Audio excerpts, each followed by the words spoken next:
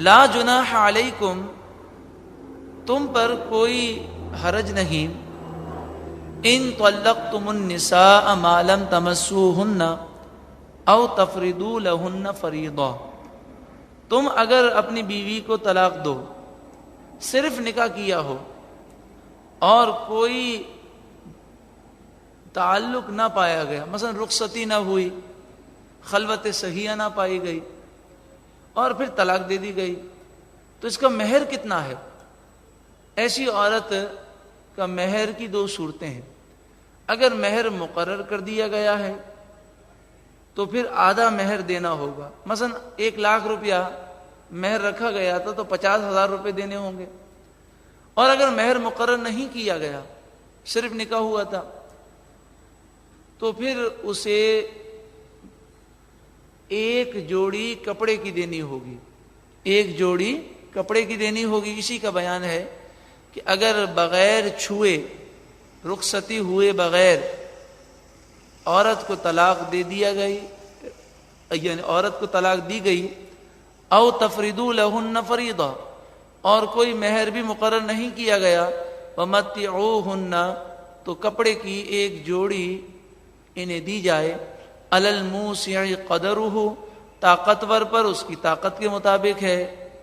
وعلی المقتر قدرہ، اور تنگ دست پر اس کی طاقت کے مطابق ہے، جیسے آدمی کی حیثیت، متاعا بالمعروف، شریعت کے اصول کے مطابق یہ سامان دینا، حقا علی المحسنین،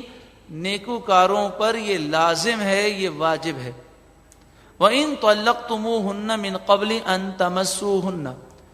انہیں ہاتھ لگانے سے پہلے تم نے انہیں طلاق دے دی،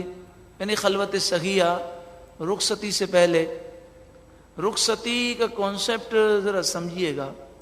کہ ہمارے یہاں رخصتی کا کانسیپٹ یہ سمجھا جاتا ہے کہ جی رخصت ہو کر عورت اس کے گھر چلی گئی،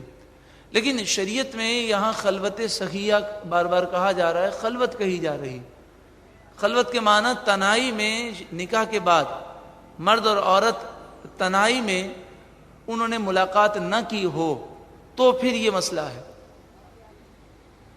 ارشاد فرمایا وَقَدْ فَرَضْتُمْ لَهُنَّ فَرِيضَةً، ایسی صورت میں طلاق دی گئی اور کچھ مہر بھی مقرر کیا گیا تھا،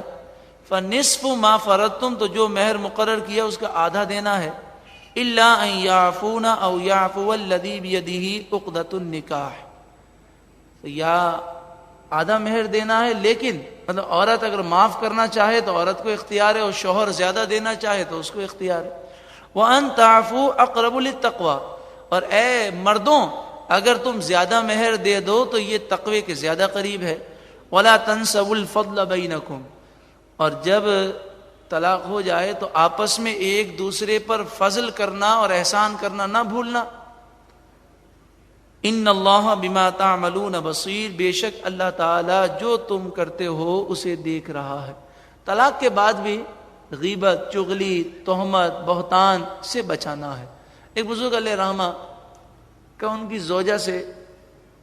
جھگڑا ہوا اور ان کی زوجہ جو ہے ان کے حقوق ادا نہ کرتی تھی،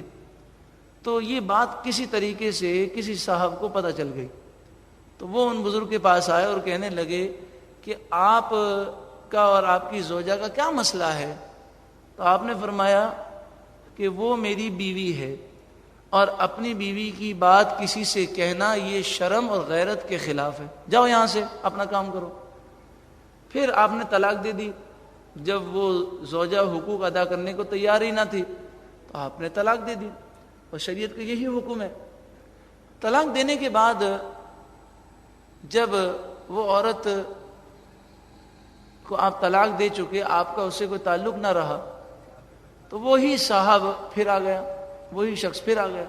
اور کہنے لگا اب تو آپ نے طلاق دے دی ہے، اب تو کئی مہینے گزر گئے، اس کی عدت بھی ختم ہو گئی ہوگی، تو اب تو وہ آپ کی بیوی نہ رہی، تو اب آپ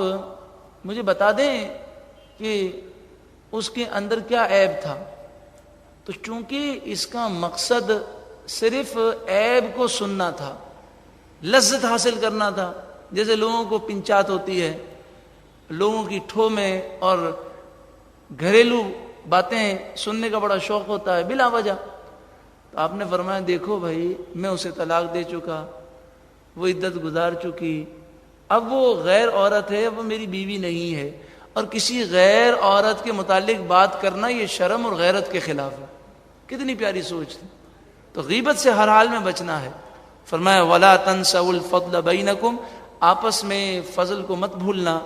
ایک دوسرے پر فضل کرو، اور جو فضل تم نے پہلے کیا ہے اسے یاد رکھنا۔ حافظوا علی الصلوات والصلاة الوسطی، تمام نمازوں کی حفاظت کرو، خاص طور پر درمیانی نماز یعنی نماز عصر کی حفاظت کرو۔ وقوموا للہ قانتین، اور اللہ کے لیے ادب کے ساتھ کھڑے ہو جاؤ اللہ کی بارگاہ میں۔ کذالک یبین اللہ لکم آیاتہ لعلکم تعقلون، اسی طرح اللہ تعالیٰ تمہیں اپنی آیتیں بیان کرتا ہے تاکہ تم عقل رکھو۔